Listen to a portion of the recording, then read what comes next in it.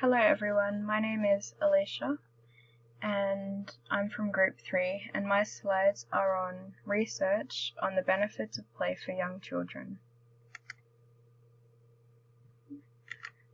Okay, so I've got a list here of many general benefits that children gain from play, and these include: it develops their imagination, dexterity, and physical, cognitive, and emotional strength.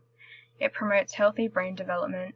It allows children to conquer their fears. It helps children develop new competencies. It enhances confidence and resilience. And they learn how to work in groups, share, negotiate, and face future challenges. It helps them build active, healthy bodies and increases physical activity levels.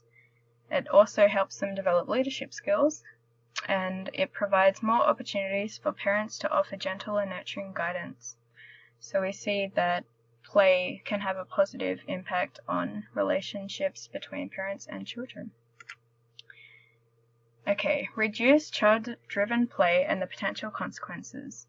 Many school districts responded to the No Child Left Behind Act of 2001.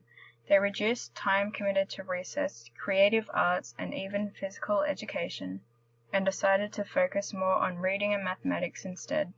Instead of having time to play, children are becoming overscheduled with schoolwork and related enrichment activities. So some of the consequences I have here include: they don't have an outlet for physical activity, and this has an impact on a child's ability to store new information. And children are overwhelmed with the work that is required of them and react to pressures with an increase of stress and anxiety. High-quality family time are negatively affected due to overscheduling children for tasks in other school subjects. So what I found interesting here is, even though parents and teachers want their children to focus more on schoolwork and perform well, it actually has a negative impact when they aren't able to play as well, which provides an outlet from the stress of that schoolwork. Okay, so next I've got the problems of reduction in play. So children who thrive with enrichment activities for school subjects still need time to relax and decompress. Having time to play allows time for growth and self-reflection. They are better able to complete schoolwork efficiently. It is important for parents and schools to strike the balance that allows all children to reach their potential without pushing them beyond their comfort limits. Without the needed outlet of play, children are under a lot of pressure. This prevents them from being well equipped to manage the transition to college years. So I've got the result of a survey here, and even though it centers on college-age children or college-age adults, I think it's still relevant to the benefits of play for children because it's all connected and affects or impacts the people we become. So the survey was carried out by the American College Health Association, and they reported that 61% of college students had feelings of hopelessness, while 45% felt so depressed they had trouble functioning, and 9% considered suicide as a way out. Other studies have shown that the need for perfection has been linked to parents who pressure their children to excel. So, solutions to promote play for children. So, this means that how can we promote play? So, even though more focus is given to schoolwork and those enrichment activities, promoting play requires that parents, schools, and child professionals work together to reinforce the value of play, which includes independent play and supervised play. Many parents are pressured by the media to parent in ways that aren't the best for their children. They need to feel supported by messages that promote success and happiness in children that play brings. Another solution requires parents to speak up and encourage researchers to evaluate the benefits and problems relating to enrichment tools that increase pressure on children. And it is also important that pediatricians promote the physical, emotional, and social well-being of children and provide strategies that support children in being resilient and help them reduce excessive stress. So that's me, and this is the link to the journal article, my reference. All right, everyone. Hi, first of all, I'm Erica Vanoy. I'm just going to do a quick introduction in case no one knows who I am. So I've been a professional nanny for about 6 years. I've been babysitting kids my whole life, and while I don't have any professional training as of yet, I'm confident in saying I know a lot about kids. So let's get into it. All right, so first, I think it's really important to allow a child's artistic side to develop naturally.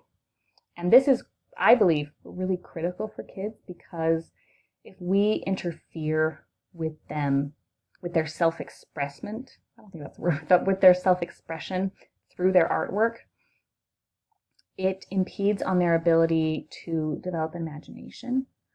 I believe it slashes a child's confidence in a lot of ways. So for a child to thrive, we as the parents or primary caregivers really should aim to applaud and praise and just leave the personal opinions out of it, no matter how bad in your eyes the picture is. I also want to say, if you see a child drawing or painting or whatever, try not to comment on the piece until they comment first, if that makes sense. So you would, if a child's painting, really strive not to go in and say, "Oh, are you painting a house?" You know, so sorry. Really let them tell you what they're painting. This way, their artistic vision isn't being impeded, and you're encouraging that imagination, and you're encouraging them to speak up for themselves. As I'm sure all of you know, if not a lot of you, children can't be self-critical. It's not in their nature. I mean, I've never met a kid who says, "Oh, well, this artwork isn't very good, but I hope you like it." You know, kids are naturally confident about their creations, and we can further that confidence with letting their artwork speak for itself. All right, next, this is another very important issue. Environment is the third teacher in a child's development. So this issue is very near and dear to my heart for a lot of personal reasons. But children need a safe place. And if they do not have somewhere safe growing up, then the crap that they deal with in childhood that was not properly dealt with follows them their entire life. So as the parent or primary caregiver for a child, it is your duty to take care of that kid in the best way possible. An unsafe environment, it breeds trauma in children. It breeds it, you know, and stress accumulates over time. I mean, it does in adults. Can you imagine in a child, stress just building up and the pressure on that child? So I'm just going to quote Maston, the second bullet point. To best care for a child during a stressful time, a family must protect them. The family protective factors must be present to buffer the impact of the event. And I love that he or she, I can't remember, I love that they used the word buffer. They didn't write, "It will prevent the impact of the event." No, all the family protective factors will do is like buffer it a little bit so it doesn't hurt as bad. So yeah, you know, kids, they need somewhere safe. and respectful. I do want to include, before I change slides, that having somewhere that's safe and loving, but also respectful of the child and the child's needs and desires, I believe is very important. All right, next. Children need to move. Urbanization greatly affects this for many obvious reasons, such as safety, just to name one.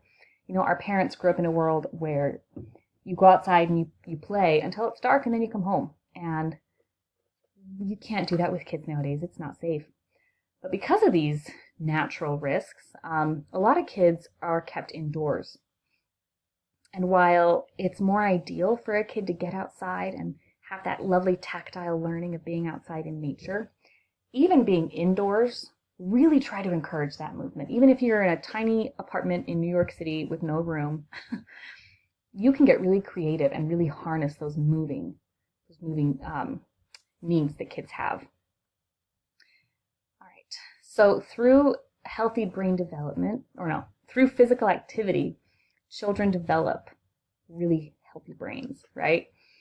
And children, as they develop these healthy brains through physical activity, they are able to harness their creativity, practice physical strength, emotional strength, and I believe one of the more important ones is practice interacting with the world around them.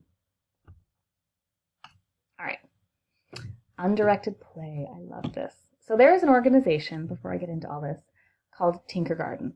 And their whole shtick is undirected or independent play and the benefits of it with kids. Kids who practice undirected or independent play, they develop problem-solving skills, working with others, sharing, resolving conflicts, and the most important, in my opinion, becoming their own advocate and getting that empowerment of standing up for yourself.